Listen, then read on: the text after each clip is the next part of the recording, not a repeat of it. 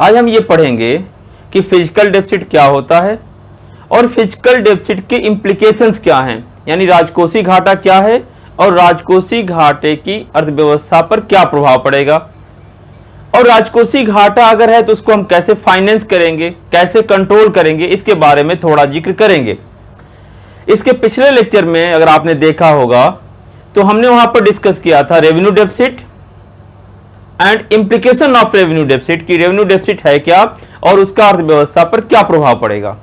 तो physical deficit basically है क्या, total expenditure is greater than the total receipt except borrowing. यानी physical deficit में हम टोटल एक्सपेंडिचर को लेते हैं और टोटल रिसिप्ट को लेते हैं और टोटल रिसिप्ट से बारोइंग को एक्सक्लूड करते हैं। तो फार्मूला आपका ऐसे कह सकते हैं, physical deficit is equal to total expenditure minus total receipt other than borrowings. तो फार्मूला ये बन गया कि राजकोषीय घाटा क्या है, राजकोषीय घाटा कुल व्यय और कुल आय के अंतर को राजकोषीय घाटा कहते हैं, और कुल आय से हम बारोइंग को यानी उधार को निकाल देते हैं। तो इसको आप दूसरे फॉर्म में भी लिख सकते हैं, टोटल एक्सपेंडिचर अगर कहा जाए तो टोटल एक्सपेंडिचर को आप ऐसे भी कह सकते हैं, कैपिटल एक्सपेंडिचर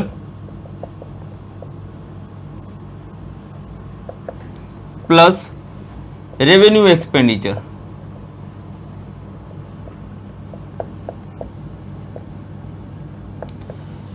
जो एक्सपेंडिचर है टोटल एक्सपेंडिचर वो कैसे बना, टोटल एक्सपेंडिचर में total capital receipt, capital expenditure, total capital expenditure और टोटल रेवेन्यू एक्सपेंडिचर को अगर हम जोड़ दें तो टोटल एक्सपेंडिचर की वैल्यू आ जाएगी। फिर टोटल रिसिप्ट क्या है, माइनस यहां लिखेंगे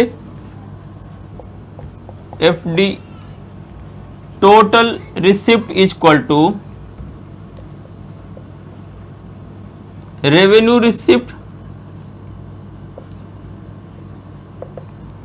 plus capital receipts excluding borrowing. तो फार्मूला आपका यह बन गया कि physical deficit is equal to capital expenditure plus revenue expenditure minus capital receipt plus revenue receipt minus borrowing. यानी रिसिप्ट से, टोटल रिसिप्ट से बारोइंग की वैल्यू को हमें माइनस करना है। तो फार्मूला यह हुआ फिजिकल डेफिसिट का कि कुल आय और कुल व्यय के अंतर, यानी कुल व्यय और कुल आय के अंतर को फिजिकल डेफिसिट करेंगे, कुल आय से हम बारोइंग को निकाल देंगे। तो फार्मूला आपका रहा कि total expenditure minus total receipt other then burrowing.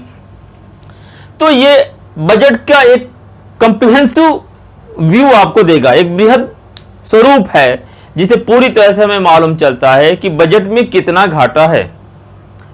अब ये फिजिकल डेफिसिट अगर है, राजकोषीय घाटा है, तो इसको हम कैसे फाइनेंस करेंगे और जब फाइनेंस करेंगे तो उसकी क्या इंप्लीकेशंस इकोनॉमी पर पड़ेगी, इसके बारे में हम बात करेंगे।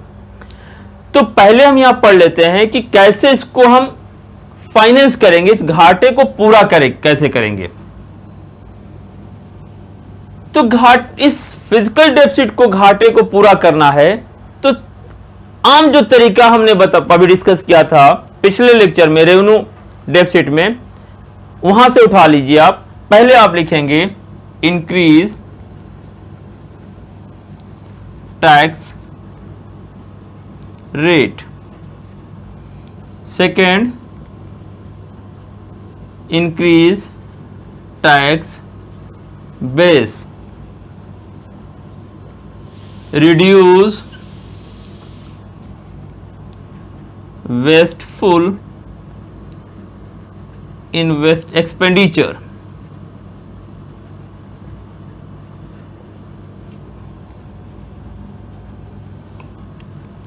increase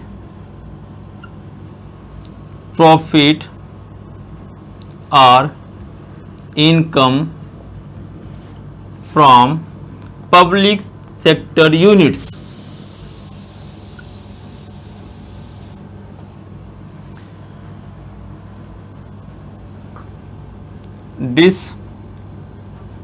Disinvestment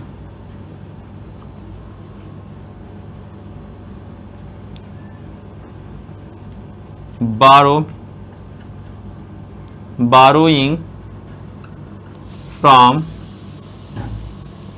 external sources, external aid, external aids, borrowing from domestic market, printing new currency. तो ये कुछ ऐसे मेथड्स हैं जिसके थ्रू हम इस डेफिसिट को फुलफिल करेंगे, फाइनेंस करेंगे। अगर फिजिकल डेफिसिट है तो सबसे पहले कोशिश तो ये करनी है इंक्रीज द टैक्स रेट। सरकार को ये कोशिश करनी चाहिए कि whatever taxes are available in the economy, the tax rate should be increase. जो भी टैक्स रेट है उसकी टैक्स के रेट को अगर हम बढ़ा दें तो हमारी रेवेन्यू बढ़ सकती है, और रेवेन्यू बढ़ेगी तो इस डेफिसिट को हम कंप्लीट या पूरा कर सकते हैं। चाहे वो डायरेक्ट टैक्स हो या इनडायरेक्ट टैक्स हो, उसकी अगर हम रेट को बढ़ा दें तो जो हमारी अर्निंग है, रेवेन्यू रिसिप्ट है, वो बढ़ जाएगा और हम कुछ हद तक इस घाटे को कम कर सकते हैं, डेफिसिट को फुलफिल कर सकते हैं। इंक्रीज टैक्स बेस, सरकार को चाहिए कि वो सोर्स देखना हो कि सरकार और कहां पर टैक्स लगा के अपने इनकम को जनरेट कर सकती है, बढ़ा सकती है। There are very limited scope to impose new taxes in the economy, especially in the developing country। विकासशील देशों में बहुत एक लिमिटेड स्कोप है टैक्स के बेस को बढ़ाने का। फिर भी सरकार को ये चाहिए कि उन सोर्सेस को पता करे जहां पर टैक्स लगाया जा सके और इनकम को जनरेट करके इस डेफिसिट को हम पूरा कर सकते हैं। तो दूसरा हुआ कि पहला तो यह हुआ कि टैक्स रेट, जो एग्जिस्टिंग टैक्स रेट है, उसको बढ़ा दिया जाए। दूसरा है कि जो टैक्स का बेस है, आधार है, उसको हम बड़ा कर दें। यानी इसका मतलब यह हुआ कि टैक्स की ब्रैकेट में लार्जर पॉपुलेशन को हम ला पाएं, जिससे कि सरकार की इनकम को बढ़ा दें।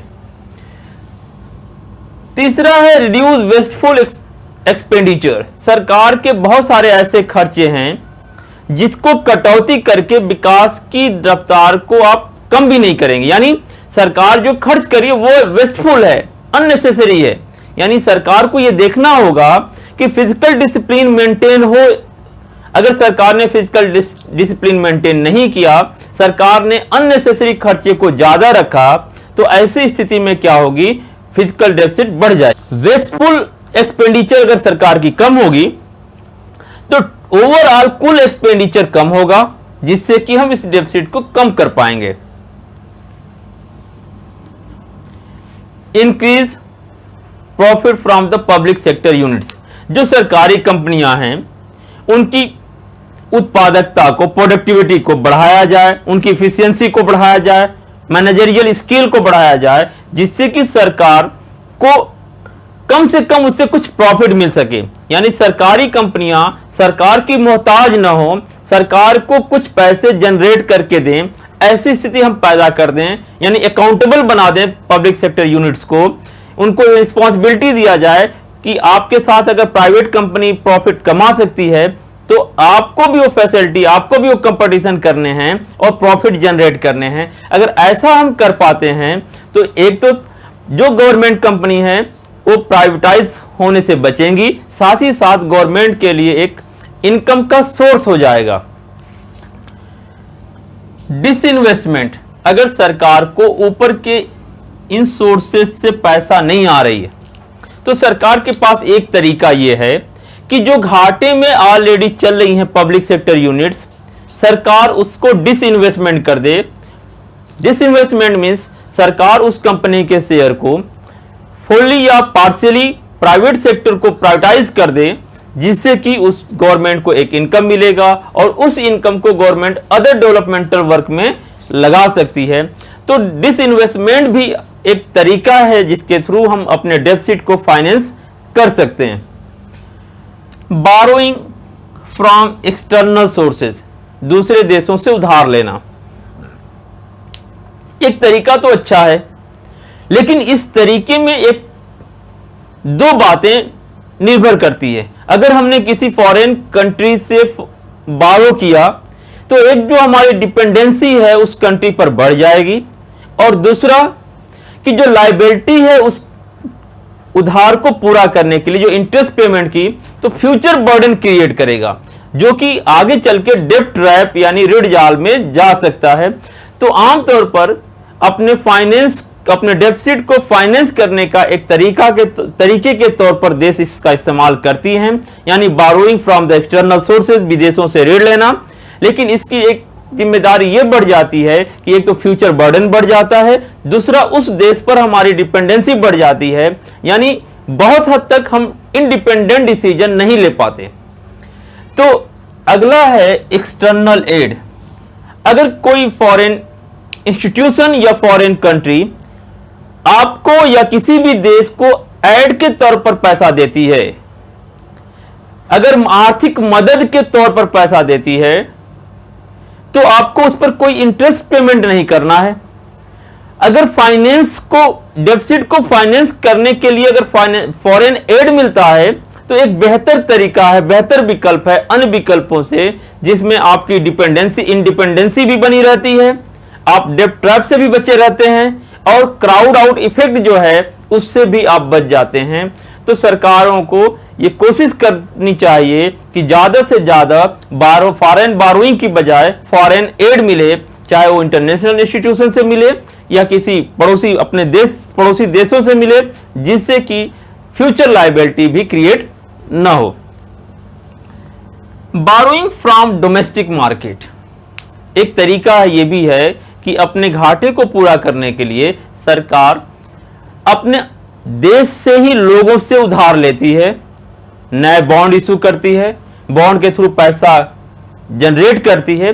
लेकिन इसका एक ड्रॉबैक ये है कि इकोनॉमी से क्राउड आउट इफेक्ट होता है। यानी इस क्राउड आउट इफेक्ट का मतलब यह हुआ कि व्हेन गवर्नमेंट बारो money from the internal sources, the availability of money will be less in the market for the private sector enterprises, यानी प्राइवेट सेक्टर के लिए पैसे बाजार में कम बचेंगी अगर सरकार ने बाजार से पैसे उधार लिया। ऐसी स्थिति में क्या होगा, मार्केट में रेट ऑफ इंटरेस्ट बढ़ जाएगा और प्राइवेट इन्वेस्टमेंट कम हो जाएगी। तो इस प्रोसेस को, इस प्रक्रिया को हम बोलते हैं क्राउड आउट इफेक्ट। तो डोमेस्टिक बारोइंग, इंटरनल बारोइंग का एक ड्रॉबैक यह है कि उस जैसे ही गवर्नमेंट अपने डेफिसिट को फाइनेंस करने के लिए इंटरनल बारोइंग लेगी, बाजार में प्राइवेट सेक्टर के लिए जो इन्वेस्टमेंट है, अवेलेबिलिटी ऑफ मनी है, वो कम हो जाएगा और ओवरऑल इन्वेस्टमेंट कम हो जाएगी, जिसको हम क्राउड आउट इफेक्ट कहते हैं। तो एक तो तरीका है कि सरकारें अपने डेफिसिट को पूरा करने के लिए अपने बाजार से लोगों से उधार लें, लेकिन उसका एक निगेटिव इंपैक्ट है कि उसके कारण बाजार में जो प्राइवेट सेक्टर हैं उसके लिए इन्वेस्टमेंट कम हो जाता है। क्यों कम होता है कि बाजार में पैसा कम होगा। जब बाजार में पैसा कम हो जाएगा तो रेट ऑफ इंटरेस्ट बढ़ जाएगा, ज्यादा रेट ऑफ इंटरेस्ट पर इन्वेस्टर डिस्करेज होगा पैसे को लगाने के लिए, इन्वेस्टमेंट लगाने के लिए, क्योंकि कॉस्ट ऑफ इन्वेस्टमेंट बढ़ जाएगी। लास्ट एक ऑप्शन है प्रिंटिंग न्यू करेंसी। सरकार चाहे तो न्यू करेंसी को प्रिंट कर सकती है, नए नोट को छापने का आदेश आरबीआई को दे सकती है। अगर न्यू करेंसी प्रिंट किया तो जो प्रोपोर्शन है गुड्स एंड मनी का वो बिगड़ जाएगा, यानी पैसे की मात्रा ज्यादा हो जाएगी, और जब बाजार में पैसे की मात्रा ज्यादा होगी तो इन्फ्लेशन क्रिएट होगा। आमतौर पर जो प्रिंटिंग न्यू करेंसी है सरकारें अवॉइड करती हैं, क्योंकि जब सरकार न्यू करेंसी को प्रिंट करती है या नई करेंसी सर्कुलेशन में आती है तो ऐसे इसकी वजह से क्या होगा, सर्कुलेशन में सप्लाई ऑफ मनी यानी मुद्रा का जो प्रचलन है वो ज्यादा हो जाएगा। उस रेशियो में सामान नहीं बढ़ती हैं जो इन्फ्लेशन क्रिएट करती हैं। इन्फ्लेशन जब होगी बाजार में यानी मुद्रास्फीति की अवस्था होगी तो जो कर्मचारी हैं, जो लेबर हैं, उस सरकार पर दबाव बनाएंगी अपने वेतन बढ़ाने के लिए, सैलरी बढ़ाने के लिए, और अंततः क्या होगा, जो वेज स्पाइरल इन्फ्लेशन है वो बढ़ जाएगा। यानी पहले वेज बढ़ेगा तो कॉस्ट ऑफ इन्वेस्टमेंट बढ़ेगा, कॉस्ट ऑफ इन्वेस्टमेंट बढ़ेगी तो प्राइस बढ़ेगी, और अल्टीमेटली प्रॉफिट कम होगी। तो ये जो स्पाइरल इफेक्ट है इसका वो ज्यादा होगा और इन्फ्लेशन को बढ़ाएगा। तो ये कुछ ऐसे तरीके हैं जिससे कि सरकार अपने फिजिकल डेफिसिट को फाइनेंस कर सकती है। अब इसका इंप्लीकेशन क्या होगा, सरकार ने डेफिसिट तो है, डेफिसिट को पूरा कर लिया, तो इसका इंप्लीकेशन क्या क्या हो सकता है। पहला तो हो जाएगा डेब्ट ट्रैप, सेकंड होगा डिपेंडेंसी इंक्रीज हो जाएगी, नेक्स्ट होगा फ्यूचर बर्डन,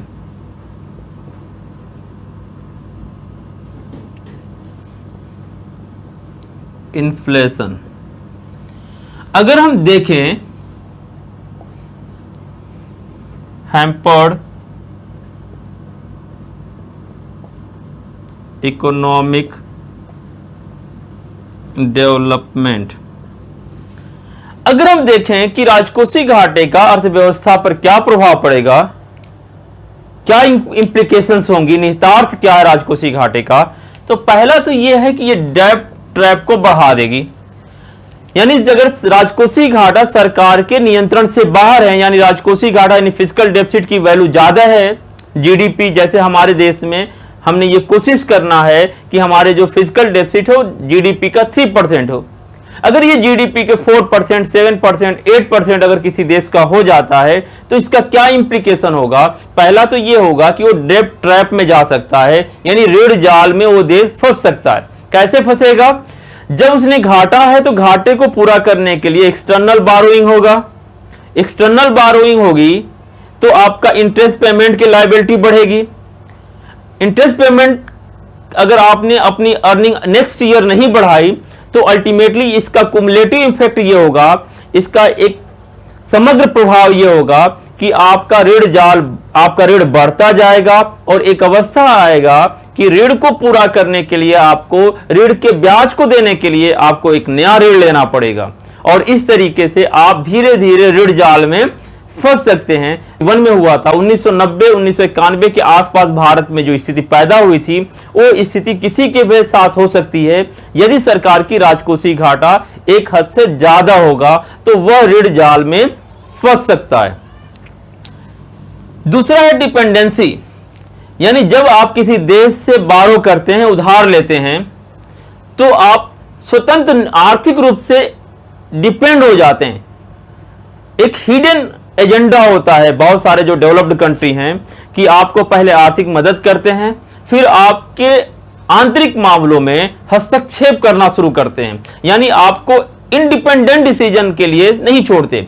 जैसे हमारे देश में हमें कौन सी डिसीजन लेना है, पड़ोसी मुल्कों से हमारे कैसे रिलेशन होंगे, क्योंकि एक इंडिपेंडेंट कंट्री के नाते यह हमारा अपना अधिकार है। लेकिन अगर हमने किसी देश से उधार रखा है, बारोइंग ज्यादा ले रखी है, आर्थिक रूप से हम उस पर डिपेंड हैं, तो इन सब डिसीजन में उस देश की दखलंदाजी बढ़ जाती है। जैसी आज हालत आप देखेंगे पाकिस्तान के साथ है। पाकिस्तान की जो अर्थव्यवस्था है पूरी तरह से बारोइंग पर डिपेंड है, जिसका बारोइंग का मुख्य हिस्सा अमेरिका से आता है। तो कहीं ना कहीं पाकिस्तान के जो डिसीजन होंगे वो उनसे इन्फ्लुएंस्ड होंगे, यानी वो इंडिपेंडेंट डिसीजन नहीं ले सकते। यानी कोई भी मुल्क इंडिपेंडेंट होते हुए भी इंडिपेंडेंट डिसीजन नहीं ले पाएगा यदि वह इकोनॉमिक तौर पर किसी देश पर डिपेंड है। तो इसको बोलते हैं डिपेंडेंसी। फ्यूचर बर्डन हमने उधार लिया तो आज तो हमें इन्वेस्ट कर देंगे, आज हम अपनी जरूरतों को पूरा कर पाएंगे, लेकिन वो फ्यूचर जनरेशन के लिए एक बर्डन है। उस बारोइंग को भी देना है, साथ ही साथ उस बढ़ती हुई इंटरेस्ट को भी वापस करनी है। तो कहीं ना कहीं जो बारोइंग है वो फ्यूचर बर्डन को बढ़ाती है। इन्फ्लेशन मैंने बोला कि अगर मान लीजिए आपने बारोइंग नहीं किया, आपने उधार नहीं लिया, आपने न्यू करेंसी को प्रिंट किया, जो न्यू करेंसी प्रिंट होगी तो ऑटोमेटिक सर्कुलेशन में पैसे ज्यादा होंगे, उस रेशियो में गुड्स और सर्विसेज की अवेलेबिलिटी नहीं होगी, तो ऑटोमेटिक उसका इन्फ्लेशनरी इंपैक्ट होगा, सामानों की कीमतें बाजार में बढ़ जाएंगी। तो इसका एक इंप्लीकेशन तो यह हो गया कि वो इन्फ्लेशनरी होता है, आमतौर पर वो इन्फ्लेशन को बढ़ाता है, हैम्पर इकोनॉमिक डेवलपमेंट। आपकी जो बारोइंग है वो कहीं ना कहीं हमारे फ्यूचर इकोनॉमिक ग्रोथ को हैम्पर करती है, आर्थिक विकास को प्रभावित करती है।